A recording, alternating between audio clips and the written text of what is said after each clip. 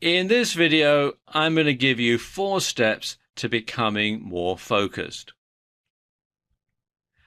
Okay, step number 1 is to set goals and priorities. You want to define what it is that you want to achieve, because if you don't know, then you're not going to achieve them. You know, you've heard the old saying, if you fail to plan, then you've planned to fail. So define what it is you want to achieve and be specific.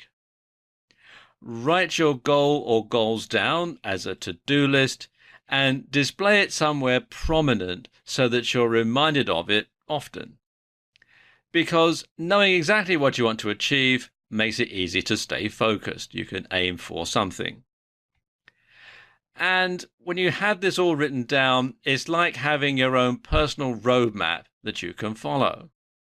And if you break one big goal down into smaller to-dos, it's a bit like checking off the towns and cities on a map when you're taking a long car journey. Okay, step number 2 is avoid distractions. Now, with everything that goes on in modern life, it's very easy to become distracted. For example, there are all sorts of distractions online. You've got banners, pop-ups, links to articles, different websites to visit, all sorts of stuff. And it's very easy to become sidetracked, to lose track of time and completely forget what you were looking for in the first place. Of course, your smartphone doesn't just make and receive calls. There's all sorts of distractions there. Then there are the demands made by friends and family, particularly if you've got children. Social media is a big distraction. Reading one tweet quickly leads to another tweet. Facebook pages or forum sites often have links to other sites and other articles and so on. And of course, there's always something interesting to watch on TV. So when you have a task to do, lock yourself away somewhere private. Tell your friends and family that you're not to be disturbed unless it's an emergency. Turn off your smartphone. Ignore everything that you see online that's not relevant to the task at hand and simply stay focused and drill down on what it is that you're trying to accomplish. Step number 3, beat procrastination.